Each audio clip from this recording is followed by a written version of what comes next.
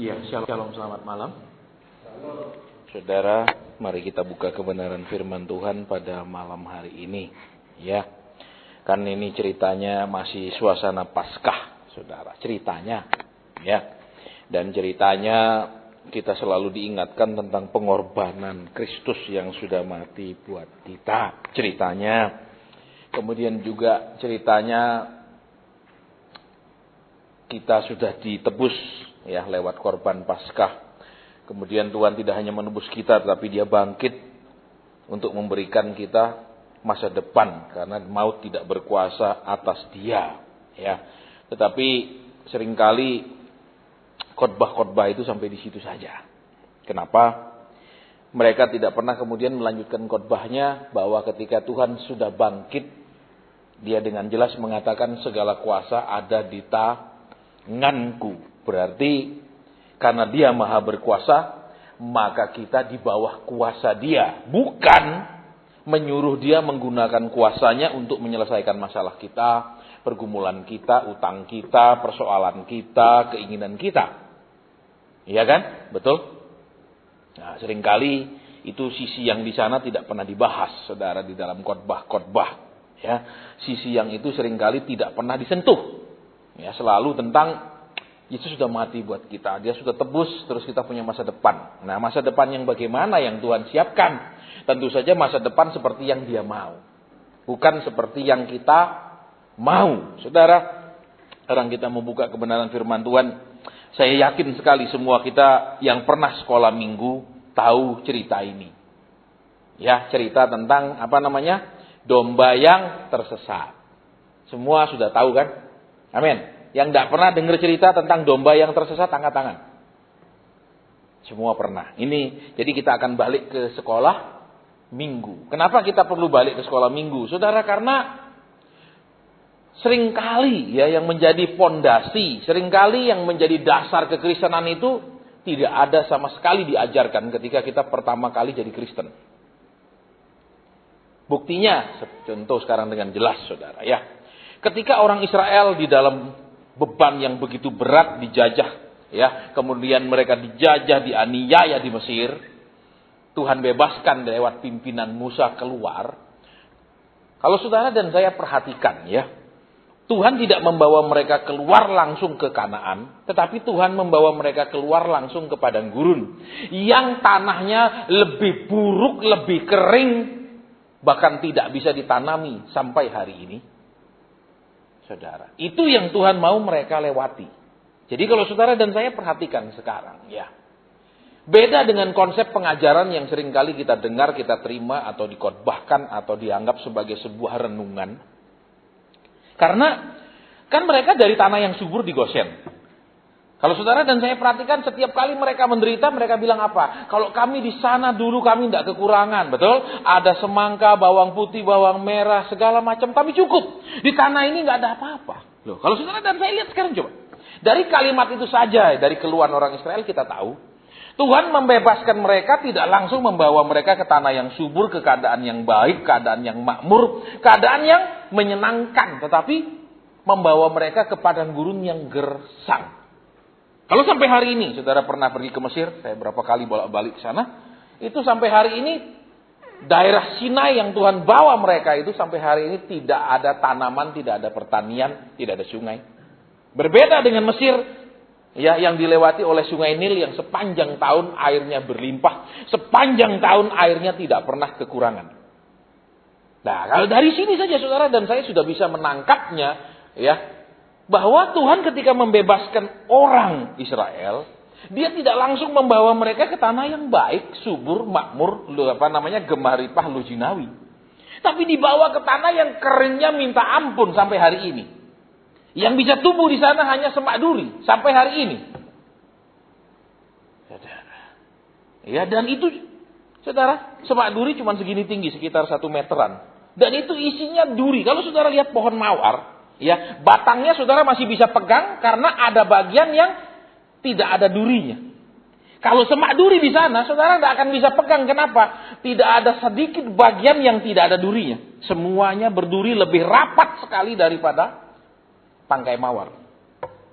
Jadi Nah, ya, sekarang kita mau lihat kembali, saudara ya. Dasar kekristenan yang sudah dilupakan. Dasar kekristenan yang sama sekali tidak pernah dibahas. Sehingga kita perlu kembali ke sekolah minggu belajar apa yang tidak pernah kita diajar dari kita masih kecil ketika kita sekolah minggu. Ya, kita mau belajar di sana, saudara. Karena kalau tidak pernah diajar dari sekolah minggu susah, saudara.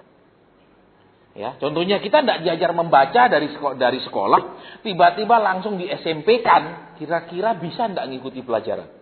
Tidak bisa. Dasarnya gimana? Belajar membaca, menulis dulu, itu dasarnya untuk orang sekolah. Betul. Kalau tidak pernah baca tulis, tiba-tiba langsung SMP, bagi apa yang dia bisa untuk melanjutkan baca? Ini lu buku pelajarannya, maaf Pak, saya nggak bisa baca. Nah, terus diapakan? Jadi the basicnya dasar sekali itu harus dibangun dulu, baru bisa melanjutkan ke yang seterusnya. Yuk saya ulang kembali dulu saudara ya. Ketika mereka hidup cukup makmur di Goshen, cuma dijajah, cuma dipaksa kerja. Tetapi tidak dikatakan mereka kelaparan loh, tidak ada loh. Betul? Kalau saudara baca di sana mereka cuma karena kerjanya berat, tapi secara makan cukup mereka. Secara makan mereka tidak pernah bilang, maka kemudian karena mereka kerja keras, mereka tidak punya makan. Tidak ada Alkitab catat. Mereka cukup makan, cuma kerjanya keras. Itu aja saudara. Ya, nah tetapi lihat sekarang. Ketika Tuhan membawa mereka pergi ke Kanaan lewat padang gurun. Saudara bisa bayangkan, mereka tidak bisa lagi makan makanan yang mereka sukai. Makan makanan yang mereka memang nyaman buat mereka. Ya mungkin buat kita di Indonesia saudara ya. Semangka tidak terlalu berarti. Kenapa? Kita kan hidup di negara yang subur. Tapi kalau kita hidup di Timur Tengah, semangka itu sangat berarti karena beda sekali cuacanya, beda sekali kelembapan udaranya. Kita walaupun panas, kelembapan udaranya tinggi. Kalau di sana kering, sudah panas, kelembapan udaranya sangat rendah. Sehingga semangka itu karena mengandung air, itu buat mereka sangat berarti. Sampai sekarang kalau saudara pergi ya lewat Yordan, itu sepanjang jalan saudara lihat orang jual semangka. Buat kita tidak terlalu istimewa. Tapi buat mereka itu buah yang sangat penting karena kembali iklim mereka berbeda dengan kita. Nah, tapi lihat ketika Tuhan bawa mereka keluar, ada nggak semangka di padang gurun? Enggak ada. Ada nggak bawang putih, bawang merah yang mewarnai makanan mereka yang memberi cita rasa yang enak? Tidak ada. Semua nggak ada. Saudara bisa bayangkan. Ada gandum? Nggak ada. Kalau di Mesir mereka bisa makan roti gandum. Di padang gurun, gandum di sebelah mana Pak? Ambil batu dipukuli kecil-kecil terus direbus bisa lembek itu batu jadi makanan nggak bisa. Jadi saudara dan saya lihat dari pelajaran kitab Keluaran saja kita mengerti apa? Yang pertama, Tuhan membawa umatnya bukan hanya menjanjikan berkat, hidup mudah, apalagi hidup menyenangkan, semua diadakan, semua diberikan, semua dipenuhi. Tetapi Tuhan mau apa? Yang pertama, kalau saudara baca, pada tahun kedua bulan pertama, mereka sudah mendirikan bait suci. Pada tahun kedua bulan pertama, jadi begitu mereka keluar itu, langsung ada perintah membangun bait suci. Lihat. Tidak Tuhan bilang begitu mereka keluar sepanjang jalan Musa disuruh berjanji kepada mereka. Sampaikan janjiku. Mereka akan tidak lama di padang gurun segera sampai. Sampaikan janjiku. Sepanjang jalan aku akan bikin sungai menemani perjalanan mereka. Omong kosong. Tidak ada satupun seperti itu ayat-ayat. Betul? Betul. Saya ulang lagi saudara. Ya, ini yang rusak di dalam kekristenan. Ini yang seringkali tidak dibahas. Kenapa? Karena begitu mereka mulai dikeluarkan oleh Tuhan, mereka mulai dilepaskan oleh Tuhan, sekarang yang utama Tuhan bilang bangun bait suci. Itu yang pertama perintahnya. Ya, tidak ada kemudian janji. Nah, kalau kita perhatikan perkataan Tuhan Yesus bilang, "Kamulah tubuhmu itu bait Allah." Betul? Jadi begitu mereka mulai diselamatkan Tuhan, mereka mulai dilepaskan Tuhan, mereka mulai dilawat Tuhan lewat Paskah, mereka percaya kepada Tuhan, terima Tuhan, mau dipimpin Tuhan jadi umat Tuhan. Yang pertama sebenarnya pengajarannya harus adalah bagaimana mereka membangun diri mereka menjadi bait suci, bukan saudara-saudara percaya Tuhan pasti ditolong. Saudara-saudara yang sekarang sudah bertobat datang kepada Tuhan, masalahmu pasti Tuhan akan bereskan. Saudara-saudara tidak ada seperti itu. Itu tidak ada alkitabiahnya sedikit pun. Coba renungkan. Tadi ketika saya doa, Tuhan, saya disuruh ngomong apa? Beberapa pujian naik, tidak ada saya dapat apa-apa. Saya bilang, Tuhan, tidak ada ayat yang kau beri, saya tutup ibadah ini. Mungkin saudara bingung, ini hamba Tuhan model apa? Iya, saya seperti itu, saudara. Nggak dapat ayat, saya turun. Bilang, saudara, saya nggak dapat ayat, kita doa, pulang. Berarti Tuhan nggak suruh saya khotbah, selesai. Nggak bisa khotbah berdasarkan jadwal, khotbah berdasarkan karena kita ada ibadah harus ada khotbah. Itu tidak sesuai dengan polanya Tuhan Yesus juga. Tuhan Yesus kadang apa? Panggil orang sembuhkan sudah pulang. Dia tidak khotbahin satu pun. Kadang apa? Dia khotbahin, dia ajar dulu. Semua tidak pernah sama, saudara, Tuhan Yesus itu. Makanya kalau ikut Tuhan Yesus itu tidak pernah ibadahnya membosankan. Tapi kalau ikut manusia ibadahnya membosankan. Benar. Saudara, betul. Apa Paskah ya, temanya Paskah. Kita tahu Yesus mati buat kita. 1000 kali kita datang Paskah temanya begitu melulu. Apa enggak bosan? Duh. Betul. Tadi tiba-tiba beberapa pujian Tuhan ngomong. Sampaikan kepada mereka ini. Aku bawa mereka keluar. Aku tidak langsung kasih mereka tanah yang subur. Malah tanah yang lebih buruk keadaannya dari tanah yang mereka asal mereka. Kenapa? Karena aku mau mereka yang pertama aku perintahkan bangun bait suci. Dan pada tahun kedua bulan pertama itu sudah dibangun, sudah berdiri, sudah siap diresmikan. Jadi tahun pertama itu mereka sibuk membangun bait suci. Bukan sibuk, kira-kira nanti kalau kita lebih taat di jalan dapat apa ya? Kira-kira kalau saya lebih sungguh-sungguh sama Tuhan segera naik pangkat enggak? Kira-kira penghasilan saya naik enggak segera? Kira-kira saya dipromosikan enggak segera? Tidak ada ya, saudara. Mereka langsung disuruh Tuhan sibuk membangun bait suci. Sehingga kalau saudara buka pada tahun kedua bulan pertama bait suci sudah dihabiskan, berdiri dia. Jadi kesibukan mereka begitu keluar 1 tahun itu ngurusi membangun. Bukan maaf kata, Tuhan dulu kami kere di Mesir, sekarang jadikan kami kaya. Tuhan dulu kami budak, sekarang jadikan kami raja-raja. Tidak ada. Kalau zaman sekarang saudara sudah percaya kepada Tuhan, Tuhan akan segera angkat saudara. Saudara bertobat ikut Tuhan Yesus, yang berutang akan menjadi orang yang menghutangkan. Yang kiri akan menjadi orang kaya. Yang tidak punya rumah akan jadi banyak punya rumah. Bukankah begitu khotbah itu yang selama kita dengar? Apakah itu sesuai dengan firman Tuhan? Tidak. Saudara, kenapa tidak sesuai? Kembali ke sini. Kita akan lanjut sedikit, saudara ya. Ketika mereka disuruh membangun bait, ya, itu dibangun dalam waktu 1 tahun. Dan tahun kedua sudah selesai. Sekarang tugas mereka apa? Beribadah. Bukan tugasnya apa? Tuhan akan menjanjikan kepadamu, ya, 2 hari lagi perjalanan, kamu akan ketemu segala macam hutan yang berisi segala macam buah-buahan. Tidak ada. Betul? Kamu jalan 3 hari lagi, atau kamu jalan seminggu lagi ke depan, kamu akan ketemu aliran sungai yang lebih bersih dari aliran sungai Nil. Kamu bisa mandi sepuasnya, segar, airnya sejuk. Tidak ada. Betul? Yang ada hukum-hukum Tuhan yang terus turun. Jadi kalau saudara dan saya lihat sekarang, ketika orang mulai percaya sama Tuhan, yang selalu dikhotbahkan berkat, pertolongan, kelepasan, pengangkatan, promosi, dan segala macam yang tidak sesuai dengan cara kerja Tuhan di perjanjian lama. Tidak ada hubungannya. Betul. Coba kita renungkan sekarang, saudara. Saya pun baru dapat pengertian ini. Mereka keluar dari Mesir ternyata menghadapi daerah yang lebih parah keadaan dari Mesir. Karena Tuhan mau mereka fokus kepada membangun bait suci. Jadi kalau kita sekarang sudah Kristen, fokusnya apa? Pertama fokusnya, tolong doakan supaya usaha saya lancar. Tolong doakan supaya lamaran saya diterima. Tolong doakan gaji saya naik. Tolong doakan, betul. Betapa berbedanya dengan yang Tuhan suruhkan. Tuhan bilang apa? Bangun dulu hubungan dengan aku. Bangun bait suci itu, membangun dulu manusia rohani kita. Bukan membangun ekonomi kita, bukan membangun yang lain-lain.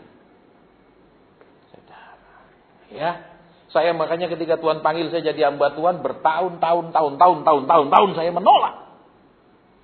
Karena yang selalu khotbah di mimbar, saudara, apa? Kalau engkau sudah dari kecil melayani Tuhan, tercapailah cita-citamu. Selalu terngiang-ngiang pengajaran hamba Tuhan yang menjadi gembala saya. Kalau kau dari kecil sudah taat hidup benar. Saya dari kecil sekolah minggu. Saya dari remaja melayani. Terus tercapailah cita-citamu. Ya, apa Tuhan akan memberi gini. Ternyata enggak. Saudara, saya mau beritahu saudara, ya, enggak. Tuhan bilang apa? Jadi hambaku. Jadi kalau selama ini pengajaran yang enak itu pelajaran enggak jelas, saudara. Itu yang jelas pasti yang ngajar bukan muridnya Yesus. Itu baca-baca sendiri, tidak pernah belajar sama gurunya, terus nerjemahan sendiri, karang-karang pengertiannya sendiri, ngajar-ngajar sendiri. Tidak sesuai kurikulum. Saya pernah jadi guru sekolah pariwisata. Ya, itu jurusan apa ada kurikulumnya tersendiri. Jurusan apa ada kurikulumnya. Jelas, saudara, semuanya ada. Sampai mata pelajaran ini berapa jam, pokoknya, bahasanya, sub bahasanya, terus pencapaiannya untuk mengerti apa saja. Itu semua ada kalau kurikulum. Dan kita harus mengajar persis seperti itu. Karena nanti Eptanas itulah yang akan ditanyakan. Bukan karangan kita sendiri. Bukan selera kita sendiri mengajar. Makanya banyak orang Kristen ini stres, bingung, tidak tahu jalan keluar, bahkan tidak tahu jalan maju, semuanya gelap. Kenapa? Karena pengajaran tidak sesuai kurikulum. Begitu Eptanas mereka bingung. Ini soal ini tidak pernah diajar dulu. Ini pelajaran tidak pernah diajar semua. Gimana bisa jawab? Saudara bisa bayangkan kalau kita sekolah jurusan IPA, terus salah soal jurusan IPS, Eptanasnya. Bingung dewi. Betul? Loh iya apa ya? Jurusan IPS tiba-tiba kebagian soal IPA. Lah sik ta nek gini kosinus tangen duh stres. Kenapa? Salah jurusan. Ya dah. Kristen itu ya begitu, saudara. Ayo sekarang lihat. Ya, ini cerita domba kan. Sudah tahulah 100 domba. Betul 99 baik, 1 brengsek suka jalan sendiri. Amin. Tahu sekolah minggu semua. Yuk kita baca sekarang di Matius pasal 18 ayat ke-12. Demikian bunyi firman Tuhan. Ya. Bagaimana pendapatmu jika seorang mempunyai 100 ekor domba dan seekor diantaranya tersesat? Ya, seekor diantaranya sesat. Saya lebih cenderung memakai kata tersesat. Karena pengertian sesat dengan tersesat berbeda. Ya, di bahasa kita tersesat dengan sesat itu berbeda. Nanti kita akan bahas sedikit ya. Terus, tidakkah ia akan meninggalkan yang 99 ekor di pegunungan dan pergi mencari yang sesat itu? Ayat 13, dan aku berkata kepadamu, sesungguhnya jika ia berhasil menemukannya, lebih besar kegembiraannya atas yang seekor itu daripada atas yang ke-99 ekor yang tidak sesat. Demikian juga Bapamu yang di sorga tidak menghendaki supaya seorang pun dari anak-anak ini hilang. Sampai di situ, saudara. Sekarang kita akan lihat, ini saya tidak ulang, teman-teman. Ini kan 99 yang bisa diatur dekat sama gembala, 1 sakarap PDR JW jalan. Nah ini berarti apa? Tuhan bilang mereka ini domba yang sudah punya gembala. Amin. Bukan domba liar. Betul. Betul. Loh. Saudara, memang kalau di Indonesia kita jarang ketemu domba liar. Tapi di banyak negara lain itu banyak domba liar atau kambing liar di pegunungan. Kok negara kita jarang? Ya, misalnya di daerah Spanyol situ, ya, di daerah Ronda namanya, saudara nanti Google aja, ya, di daerah Ronda. Nah itu dulu daerah situ ada satu-satunya, saudara, museum di dunia, museum berburu. Kenapa kok pasien? Ya saya karena suka berburu, saya pergi museum berburu, hobi saya. Itu satu-satunya di dunia museum berburu. Ya, itu ada di dekat namanya Nuevo Puente. Di daerah Ronda di Spanyol, saudara. Ya, di situ ada banyak yang liar-liar begini. Kalau Indonesia tidak ada kambing liar, domba liar, karena memang itu bukanlah hewan atau fauna asli negara kita, saudara. Jadi tidak sama, karena memang bukan asli negara kita punya. Kalau negara kita kan celeng itu asli, di seluruh Indonesia ada kok celeng liar itu ada memang ya. Itu kalau domba liar tidak ada, tapi domba secara rohani liar banyak sekali. Ya, baik, kita lanjut. Terus dikatakan apa? Ini dia domba sudah ikut gembala, betul? Betul. Sudah sampai di pegunungan. Coba lihat dulu saudara ya. 99 ekor di pegunungan. Berarti apa? Ini jenis yang sudah punya gembala, sudah ikut ke pegunungan. Itu loh. Ayo pelan-pelan dulu. Ayo pelan-pelan ya. Sudah ikut gembalanya ke pegunungan. Sampai di pegunungan berhenti ikut. Ya toh. Ini di pegunungan. Lihat coba baca lagi ya. 99 ekor di Jadi hilangnya domba ini ya mau cari jalan sendiri sesudah di pegunungan. Kalau selama di lembah mungkin tidak mau dia, tidak berani. Kalau sudah di gunung berani. Persis orang Kristen. Kelama dia kiri, miskin, susah, masih berharap sama Tuhan, masih minta pertolongan Tuhan, biasanya dekat Tuhan. Tapi sudah tempatnya tinggi, posisinya tinggi, duitnya tinggi, asetnya tinggi. Nah, beda kasus. Halo, agak diam. Ya, kita lanjut, saudara ya. Ini khotbah memang tidak enak. Tapi Tuhan Yesus tiap khotbah itu orang Farisi, Saduki pasti marah-marah, betul?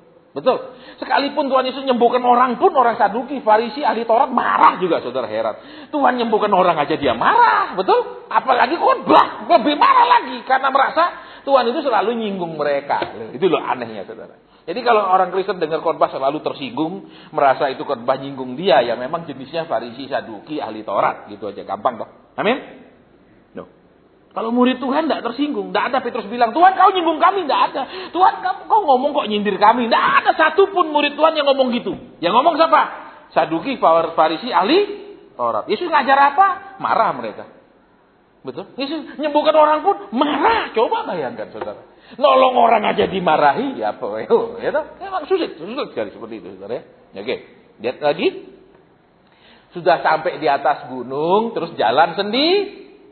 Ini loh saudara karakternya. Jadi Kristen ini makanya susah saudara ya. Tuhan itu serba susah. Nek tetap kasih kere melarat, nanti juga mundur dari Tuhan. Tanggap Tuhan tidak menggenapi janjinya, pemeliharaannya, berkatnya, pertolongannya, pengadaannya. Katanya Yehova Jireh, Allah yang menyediakan. Yehova apa lagi? Nisi, Tuhan yang membawa kita dalam kemenangan. Itu macam-macam Yehova lah, sudah terapal. Ya toh? Tapi kalau diangkat tinggi, juga mundur dan hilang. Terus diapa? Enakin kalau gitu. Coba. Makanya ditanya, apa pendapatmu? Loh, coba saudara, Tuhan Yesus bilang apa pendapatmu? Betul? Diajak naik malah sesat, malah cari jalan sendiri. Diajak tetap di lembah, ngamuk-ngamuk, nyalahno lah, terus diapakno kalau gini. Kasih usul sama Tuhan coba. Saudara, kita mau belajar saudara. Iya.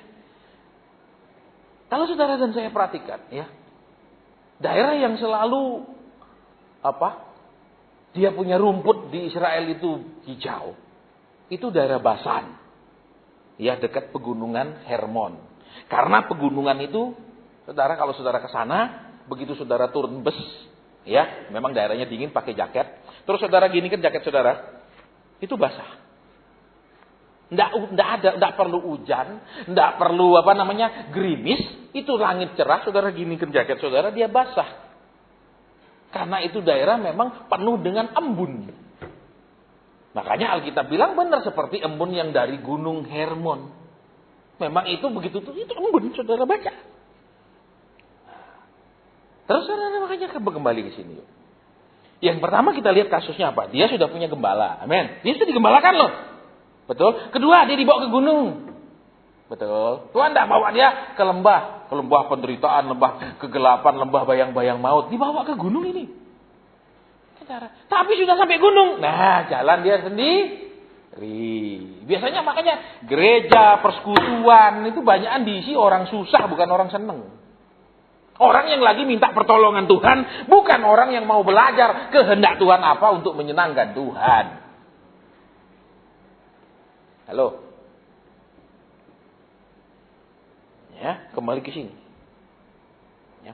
Dia meninggalkan 99 ekor di pegunungan dan pergi mencari yang sesat itu. Saudara.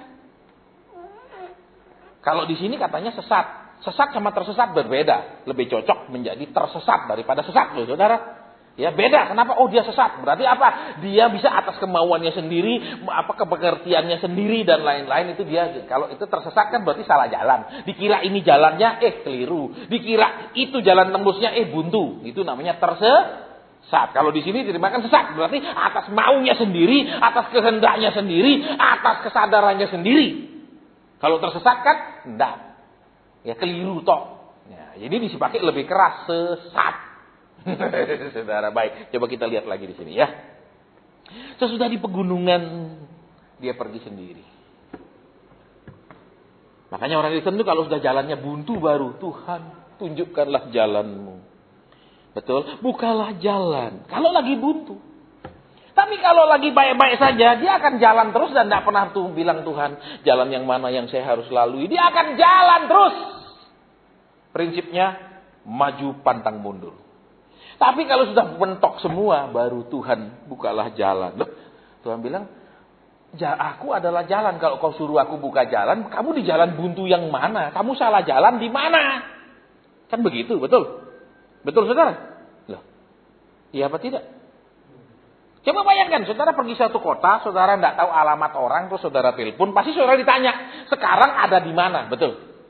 Supaya bisa dituntun sampai ke tujuan, betul? Kalau saudara jawab, saya sendiri tidak tahu di mana, terus caranya nuntun piye? Bayangkan. Loh, coba orang tidak pernah ke kota Kudus, terus datang ke kota Kudus, terus mau ikut persekutuan doa. Waktu ditanya, dia telepon misalnya, Pak, saya sudah sampai Kudus ini, ya. Itu persekutuannya di mana? Di jalan anu, di sebelah mana? Anu. Terus pasti tanya balik, sekarang Bapak sudah sampai mana? Saya enggak tahu, saya sudah di mana. Lah terus pasti petunjuknya suruh belok kiri, belok kanan, bisa enggak? Bisa enggak? Enggak bisa. Harus tahu dulu posisinya di mana baru, oh deket anu, apa namanya? Itu monumen daun tembakau. Oh kalau dari sana lurus, terus sampai mana belok, betul. Tapi kalau enggak tahu Pak ini di mana? Lah terus yang kasih petunjuk bisa enggak? Nah sama, makanya ketika firman disampaikan, saudara dan saya diperhadapkan dengan apa saya ini sekarang di mana? Posisinya sudah nurut Tuhan atau cuma manfaatkan Tuhan? Posisinya bertekun cari Tuhan atau sementara saja bertekun karena kepepet dan susah? Itu ditunjukkan dulu di mananya. Sudah itu baru Tuhan bilang sekarang belok kiri kanan, itu baru dikasih tahu. Nah kalau kita sendiri tidak tahu posisinya di mana terus minta petunjuk, yang kasih petunjuk tidak bisa ya? Ada. Betul. Pernah ngalami bisa bayangkan seperti itu. Iya kan? Saudara. Belok kiri Pak, belok kiri. Kita nurut belok kiri. Ternyata yang dia masuk perempatan nomor berapa, bukan perempatan yang ini. Kacau semua. Makanya firman itu apa? Memberitahu kita di mana kita saat ini. Supaya apa? Supaya habis itu kita bisa ditunjukkan jalan selanjutnya. Tapi kita seringkali tidak mau diberitahu di mana kita saat ini, posisi rohani kita bagaimana, posisi karakter kita bagaimana, posisi kedekatan dengan Tuhannya seberapa. Baru terus dikasih tahu ini harus begini loh, lebih dalam, lebih taat. Kalau kita tidak mau diberitahu seperti itu, bagaimana dituntun? Maunya tolong saya, Tuhan berkati, adakan, beri, buka jalan. Lah ini apa? Berarti ini orang tidak mau dituntun, amin. Loh iya dong. Berarti orang ini sak karepe dewe. Terus apa? Orang ini punya tujuannya sendiri. Iya dah. Saudara, kembali yuk ke sini. Perhatikan. Ya. Dan aku berkata kepadamu, sesungguhnya jika ia berhasil menemukannya, jika ia berhasil. Jika itu kalimat, kalau di dalam bahasa Inggris namanya conditional, kalimat bersyarat. Bisa juga tidak ketemu loh. Ini kalimatnya, jika ketemu. Betul? Ya sama seperti saudara misalnya pacaran. Jika dia mau menikah. Dia tidak mau nih, tidak jadi nikah. Betul? Ini kan jika. Jika itu berarti kalimat tidak pasti loh. Saudara. Terus, jika ia berhasil menemukannya, lebih besar kegembiraannya atas yang seekor itu daripada yang 99 ekor yang tidak jika ia menemukannya. Kalau tidak ketemu, biasanya saudara kalau kita di hidup ini semuanya lancar, semuanya baik, semuanya enak, percayalah Tuhan sulit menemukan kita. Tetapi kalau semuanya buntu, percayalah kita akan ditemukan di gereja, di persekutuan, di apa lagi, ibadah di tengah minggu, kita akan ditemukan di situ. Kenapa? Lagi susah, lagi banyak pergumulan, lagi, betul. Tapi kalau lagi enak, lagi pergi Pak, lagi liburan, lagi cuti, lagi. Nah ini ditemukan. Makanya kan saya sudah tegas, nggak ada konseling. Titik, nggak ada tanya-tanya. Saya tidak peduli. Saya ngomong tegas. Kenapa? Karena kalau kita ini terus fokus kepada diri kita, maunya kita, kehendak kita, persoalan kita tidak pernah akan berubah. Saya ngalami, saya punya karakter keras. Saya tahu saya sangat keras. Saya berdoa, saya berpuasa supaya saya menjadi orang yang minimal lebih lembut. Dan saya tidak pernah menjadi orang yang lebih lembut. Saya puasa tidak sampai bukan setengah hari. Jam 6 sore saya makan minum. Besok jam 6 sore baru masuk makanan dan minuman. Dan itu berhari-hari sampai bosan puasa. Tetap tidak bisa sabar. Tetap kalau ada masalah emosian. Sampai saya bilang, Tuhan, saya tahu saya ini emosian. Saya tahu saya ini orangnya beringas. Saya tahu saya kasar. Saya ingin berubah. Saya sampai puasa ini, saya tidak puasa ingin minta berkat loh. Saya tidak puasa ingin jalan keluar loh. Saya puasa cuma supaya saya berubah. Itu pun tidak dijawab Tuhan. Saudara tahu? Tidak pernah dijawab. Saya sampai bingung. Tuhan minta berubah kok tidak boleh. Kok tidak dijawab ya? Lah minta berubah aja tidak dijawab. Apalagi minta berkat. Amin. Loh, ya dah, ini minta berubah loh supaya tambah baik aja tidak dijawab. Ternyata saudara saya salah. Saya fokus kepada kelemahan saya tidak fokus kepada kehendak Tuhan. Saya tidak fokus kepada maunya Tuhan yang harus saya kerjakan. Akibatnya saya cuma melihat kelemahan saya itu berkutat-kutat di situ dan saya tidak melakukan apapun. Besok balik situ. Sama seperti seorang anak lagi asik main game atau lagi asik nonton TV. Kalau kita bilang berhenti nonton, kalau dia lagi asik susah. Caranya gimana supaya dia bisa berhenti? Pancing dia makanan yang dia suka. Betul. Ini loh. Mama masak ini. Dia bisa tinggalkan TV-nya karena dia lebih suka makanan itu. Betul. Pancing dia. Betul. Maka ketika dia makan itu, dia bisa pindah berlari di depan TV itu. Betul. Nah, sama dengan orang Kristen. Saudara dan saya tidak mungkin hanya bisa berubah kalau hanya dengar khotbah firman berkat, pertolongan, kemurahan Tuhan. Enggak. Omong kosong semua. Tapi saudara dan saya bisa berubah ketika saudara dan saya sekarang fokus, Tuhan suruh saya begini, Tuhan suruh saya begini, Tuhan maunya begini, saya kerjakan semua, maka saya akan berhenti melakukan yang saya biasa lakukan. Otomatis orang itu berubah. Saya dulu susah sekali, saya bilang Tuhan saya ini berangasan. Saya tahu, jadi Tuhan tolong saya. Puasa. Ternyata tidak pernah bisa sabar dengan puasa. Tapi begitu mulai memfokuskan diri, Tuhan maunya gini. Saya kerjakan. Tingkat berangasnya berkurang. Tapi bagaimana cara dirubahnya? Bukan dengan berdoa dan dengar firman. Apalagi firman janji. Dengan melakukan yang saudara dan saya disuruh. Dan kita sibuk melakukan yang kita disuruh. Kita tidak punya waktu lagi melakukan yang kita biasa lakukan. Misal, saudara biasa whatsappan tiap hari sama teman. Tiba-tiba ada kerjaan yang menyibukkan. Tidak sempat lagi. Tidak usah disuruh berhenti whatsappan. Tidak usah. Itu akan berhenti sendiri. Karena ada kesibukan lain. Nah, Kristen ini tidak ada kesibukannya. Kesibukannya apa? Cuma memaksa Tuhan jadi sibuk. Tolong saya, beri saya. Minta Tuhan yang cuma gini tangan Tuhan. Adakan. Minta. Gitu tuh dia cuma sibuk memerintah. Akibatnya kengangguran dia. Saking banyak dia kengangguran, akhirnya kembali lagi dia ke manusia lamanya. Lihat kembali di sini. Ya. Bapamu yang di surga tidak menghendaki supaya seorang pun dari anak-anak ini yang hilang. Kata tersesat dan hilang di dalam bahasa Inggris itu seringkali dipakai kata lost. Berasal dari kata lose. Lose itu artinya lepas, terlepas. Akibat dia terlepas, dia sesat. Berarti orang yang tidak mengikatkan diri kepada Tuhan, tidak nempel sama Tuhan itu lama-lama tersesat. Lama-lama jalan sendiri. Memang sih kalau belum sampai gunung masih belum berani jalan sendiri. Tuhan, gajiku cuma segini. Sebulan kalau pas, aku bergantung padamu. Mohon kemurahanmu. Aku tidak berani jauh daripadamu. Karena ini gaji tidak cukup sebulan. Aku butuh engkau.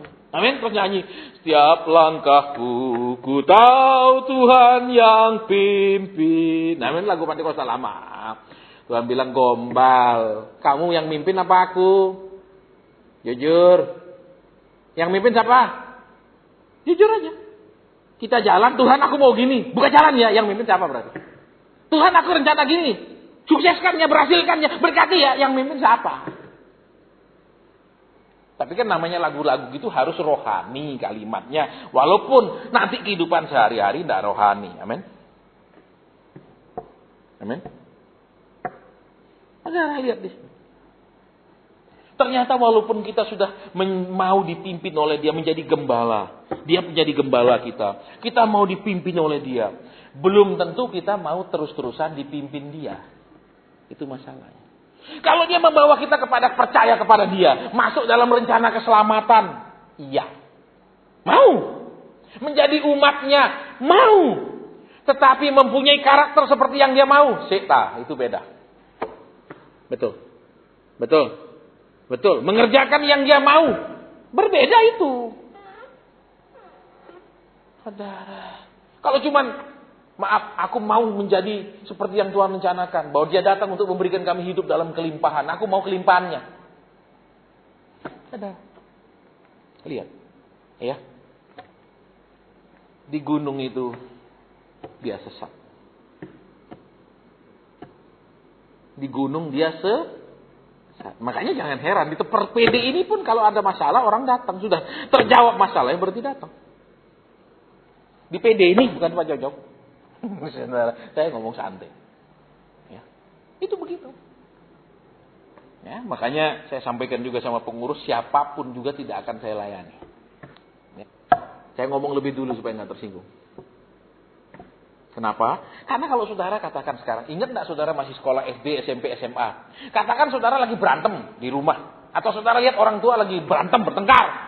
Bisa nggak saudara bilang sama gurunya, Pak Guru, hari ini saya nggak bisa ikut pelajaran. Tadi papa mama berantem di rumah. Bisa gitu? Tetap harus sekolah, amin? Iya apa ya? Iya apa ya? Loh, kok diem? Betul apa ya? Terus yang kedua, Pak Guru, ini bapak saya lagi pusing, kontrakan rumah habis. Jadi saya libur ya Pak Guru ya. Boleh begitu? Diterima sama gurunya? Tidak. Tapi kalau kekristenan, saudara pusing, saudara bermasalah, percayalah Tuhan akan tolong. Loh. Saudara tidak ada urusannya bermasalah atau tidak, tetap disuruh sekolah. Halo? Kecuali sakit. Betul. Kecuali sakit. Sakit, betul. Tapi kalau enggak, Pak Guru, mainan saya dirampas kakak saya semalam, saya tidak usah masuk ya, saya sedih. Boleh begitu? Nah, boleh alasan begitu, terus gurunya bilang, iya sudah pulang. Begitu? Nggak ada, tetap sekolah. Jadi kadang-kadang kita seringkali apa? Berharap khotbah di gereja. Kita berharap khotbah di mimbar. Renungan yang disampaikan itu cuma ngurusi, memaklumi keadaan kita, mengerti keadaan kita, kemudian apa? Bersikap lembek terhadap keadaan kita. Ya sudah, kamu punya beban masalah. Kalau kamu tidak bisa doa, ya tidak apa-apa. Ya toh? Iyalah, memang kamu keras hati. Kalau kamu tidak bisa berubah, ya tidak apa-apa. Gitu. Kayak enak ya sekolah model apa ya? Saudara, lihat kembali di sini. Ya. Bapamu yang di surga tidak menghendaki supaya seorang pun dari anak-anak itu yang hilang. Lihat di sini. Di gunung orang cenderung menghilang. Di gunung orang cenderung menghilang. Jadi, banyak orang ingin diangkat Tuhan, banyak orang ingin dibikin kaya oleh Tuhan, banyak orang ingin sukses, banyak orang. Tetapi mereka seringkali tidak bisa membuktikan hidup mereka ini dalam kesusahan bisa setia. Dalam kesusahan pun setengah-setengah cari Tuhan, apalagi dalam kelegaan. Dalam kekurangan pun malas cari Tuhan, apalagi dalam kemakmuran. Sakit aja malas pergi dokter, apalagi dalam kondisi agak cuman batuk-batuk dikit. Amin. Bisa dibayangkan?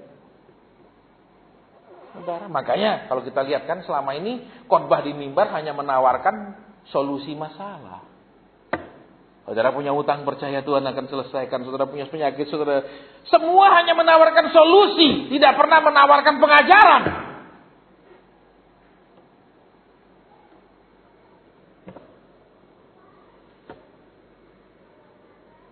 Betul? Betul? Akibatnya apa? Yang datang memang hanya orang yang sedang susah, yang sedang butuh Tuhan, yang sudah diberkati Tuhan, sering tidak datang. Karena yang ditawarkan cuma solusi. Janji pertolongan, janji berkat. Begitu tadi berkati, ngapain datang? Saudara pergi dokter, kalau sakit begitu sembuh, ngapain pergi dokter lagi, pergi dokter lagi, pergi dokter lagi. Itu buang waktu, buang uang. Karena cuma cari kesembuhan. Ya, kembali ke sini. Apa pendapatmu? Bagaimana pendapatmu? Ditanya lu sama Tuhan. Ayo, coba kamu kasih komentarmu piye. Gitu loh Tuhan, coba. Dikasih kesempatan ngomong. Supaya kenapa? Dari komentar kita ngerti ndak ketahuan. Betul? Loh kalau misalnya guru lagi menjelaskan ada satu murid yang ngantuk terus tiba-tiba dipanggil namanya misalnya. Dia pasti gelagapan. Kenapa lu? Dulu tadi ngomong apa saya enggak dengar, tiba-tiba saya dipanggil, saya pasti kaget. Tapi kalau yang dengar dipanggil, ya tenang dia. Tapi kalau yang lagi setengah-setengah itu dipanggil, pasti kaget langsung. Iya dah. Saudara, lihat lagi. Ya. Ada domba yang walaupun mereka di puncak gunung, mereka tetap bisa digembalakan. Mereka tetap tidak berani jalan sendiri. Makanya saya sudah sering sampaikan, kalau ada pabrik mau berdiri, sudah harus berdiri, terus Pak Asen tolong ya datang doa untuk meresmikannya. Saya nggak datang. Banyak sekali. Saya nggak pernah datang. Kenapa? Nek pabrikmu di Tuhan, kau sudah doa nggak Tuhan suruh bangun pabrik? Kalau kau nggak doa, terus tiba-tiba saya disuruh doakan, iya, enak ya. Ternyata Tuhan misalnya tidak setuju dia bangun pabrik itu, terus saya, Tuhan berkati, menjadikan dia berhasil. Tuhan bilang, betul. Nek lihat persembahan doamu melawan aku. Itu saudara. Ya, engkau katanya hambaku, tapi lihat uang kau nuruti yang kasih uang. Kau itu hambanya siapa?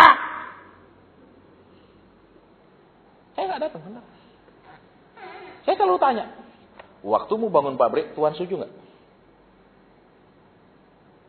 Kalau dia bilang, ya enggak Pak, cari pendeta lain. Ya, makanya kalau ada yang tanya di sini, Pak, saya sudah beli ini, Tuhan mau tolong enggak usah tanya saya, tanya orang lain. Kok sombongnya Pak? Bukan masalah sombong, saudara. Itu masalah yang sangat prinsip di dalam menjadi hamba Tuhan. Makanya di perjanjian lama Tuhan bilang apa? Kamu tidak menegur orang yang berdosa, tapi kamu malah menguatkan hati mereka. Ada ayatnya di Yeremia. Hamba Tuhan bukan menegur orang berdosa, tapi menguatkan hati mereka untuk berbuat dosa terus.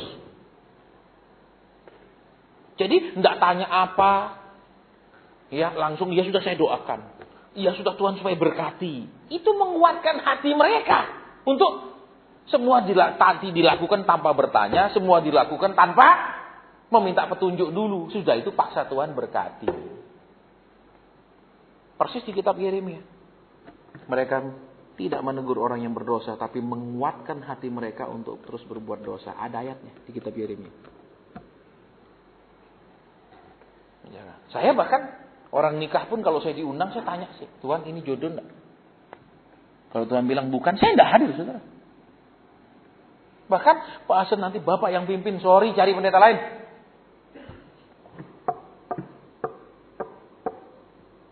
Gendeng gini. Memang begini harusnya. Saudara. Kenapa? Lah dia tidak tanya Tuhan, terus kita yang disuruh Tuhan berkati. Lah Tuhan bilang aku tidak setuju kok suruh berkati. Terus piye? Saudara. Ya makanya lihat. Pertama kali mereka dikeluarkan Tuhan dari Mesir, pertama mereka disuruh membangun bait suci dulu. Bukan sibuk apa? Keluar dari Mesir, kau bawa ya biji semangka, biji nanti kau mau tanam di padang gurun, kau nikmati tanah yang lebih subur. Jadi kau sibuk bertani di sana. Tidak, bangun bait suci lebih dulu. Nanti buka di kitab Keluaran. Pada tahun kedua bulan pertama, mereka mentahbiskan bait suci itu. Mereka sibuk ngurusi bait suci dulu. Kalau kita jadi orang Kristen, pertama disuruh sibuk apa? Sibuk. Tuhan akan berkati. Tenang, ada masalah, Tuhan akan tolong. Sibuknya apa? Disuruh ini urus dirinya, bukan urus rohaninya.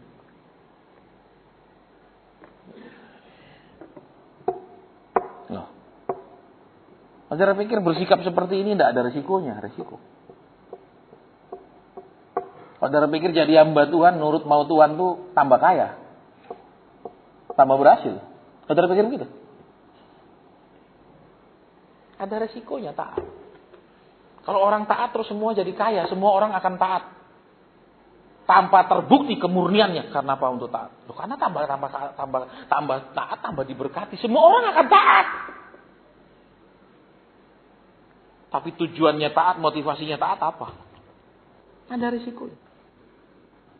Taat malah turun kelas. Kalau saudara cari Tuhan sekarang tambah diberkati, tambah cari. Saudara bukan cari Tuhannya, cari berkatnya. Saya tidak pernah, saudara. Saya diam aja. Hotel apa aja dikasih, ya sudah. Tidak bisa tidur, ya udah keroan. Cuman kemarin saya ngomong sama Tuhan, saya minta pemulihan. Saya nggak pilih-pilih hotel, saudara. Tapi kalau saya nggak pernah bisa tidur nyenyak berhari-hari, bermalam-malam, mata saya bengkak ini, saudara. Ini bukan bengkak. Kurang tidur semua. Gimana saya bisa tidur? Lari-lari di depan kamar, teriak-teriak di depan kamar tamu-tamunya, gedor-gedoran. Saya tidak ngeluh, saudara, maunya hotelnya tidak ada bintangnya, maunya ada bulannya, mataharinya, tidak ada masalah. Cuman percaya Tuhan, ini berhari-hari saya tidak bisa tidur, Tuhan. Mataku bengkak ini, Tuhan. Kalau saudara kan ini naik, ini bengkak ini. Jadi, yuk lihat sekarang. Banyak orang ingin taat sementara, mau nurut sementara, karena ingin diberkati. Dan orang yang taat karena hanya ingin diberkati, taatnya tidak akan lama, karena itu tidak murni. Taatnya tidak akan bertahan, karena itu cuma kulitnya. Saya punya masalah, saudara, di persoalan kita di kota-kota lain juga. Yang buat masalah selalu pengurusnya. Bukan jemaat yang hadir. Selalu pengurus yang buat masalah. Selalu pengurus yang bikin saya marah. Ada pengurus yang jadi calo. Bawa orang langsung paksa saya doakan. Karena dia bilang gampang. Datang nanti saya suruh Pak Asen yang doakan, gampang. Saya bisa perintah Pak Asen doakan. Itu pengurus punya kerjaan. Ya, ada lagi apa? Udah dibilang tidak ada konseling, dia bilang maju aja. Itu pengurus punya kerjaan.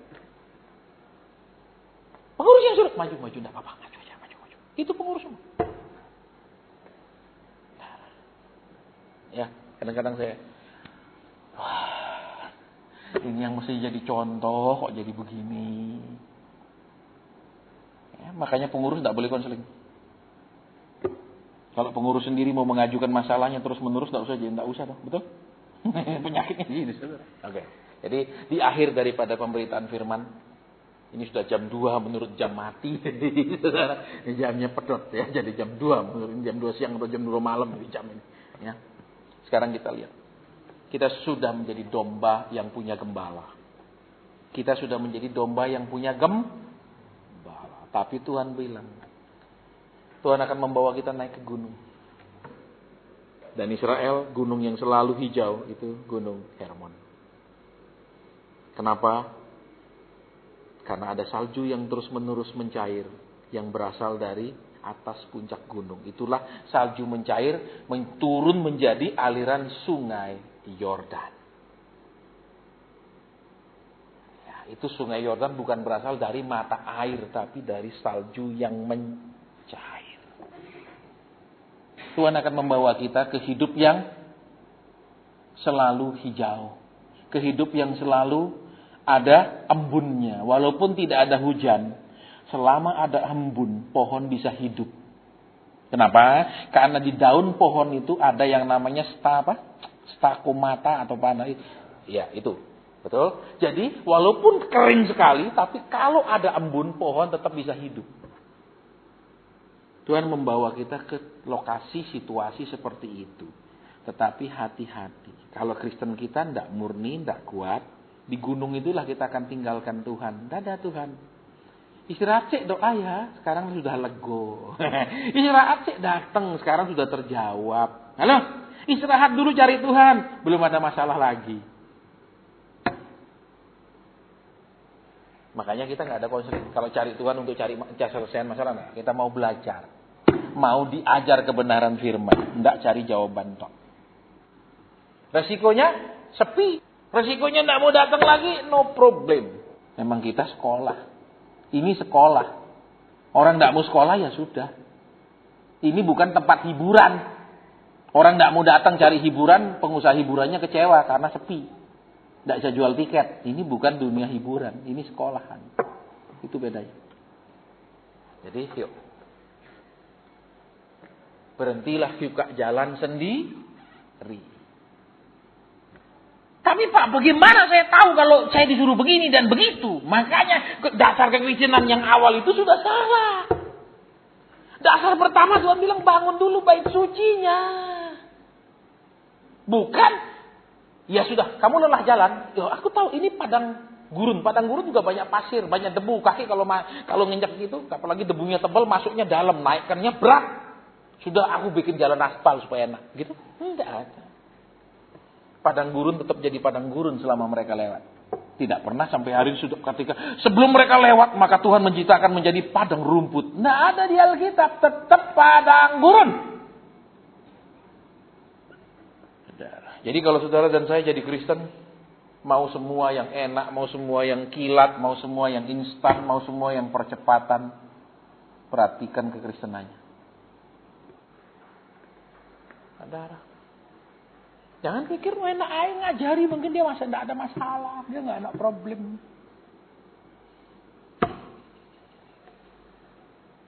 Jadi sekarang lihat di sini kebenaran firman. Ya. Domba yang sesat. Satu, domba yang tidak mau ditempatkan oleh gembalanya di mana, tidak mau diajak kemana. Domba yang maunya sendiri. Kita nggak tahu berapa hari si gembala ini bawa dia ke gunung. Mungkin dia bilang sudah 2 hari, 3 hari sini bosan. Aku pergi sendiri. Kan tadi naiknya dari sini. Aku bisa turun, aku tahu jalannya. Kita nggak tahu.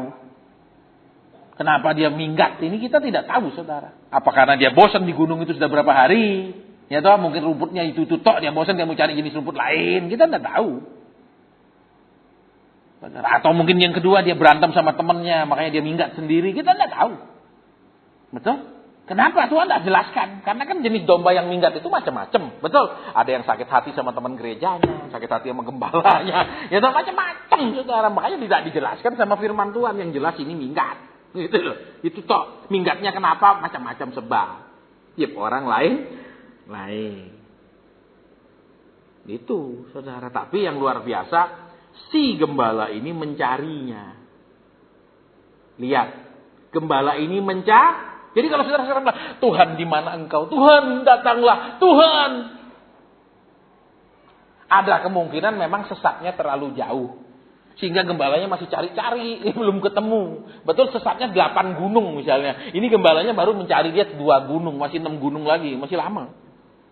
Betul? Makanya kalau salah jalan jangan jauh-jauh. Salah jalan jangan kelewat lama. Susah diperbaikinya, susah dicarinya. Saudara. Ya. Baik, selesai kita mau berdoa. Kalau ada pesan Tuhan saya sampaikan, tidak ada kita bubar. Bapa terima kasih, Tuhan Yesus terima kasih, Allah Roh Kudus terima kasih. Mungkin ada yang hendak Engkau sampaikan, silahkan. Mungkin ada yang hendak Engkau nyatakan, mari.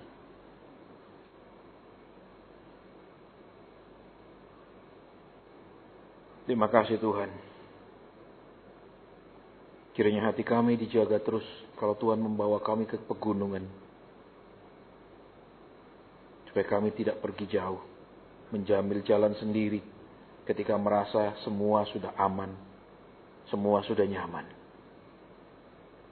Sementara kami masih ada di lembah maupun di lereng untuk mendaki, tolong kami semua untuk terus berubah seperti yang Tuhan mau. Dalam nama Tuhan Yesus Kristus kami sudah berdoa. Haleluya. Amin. Ibadah selesai sampai di sini.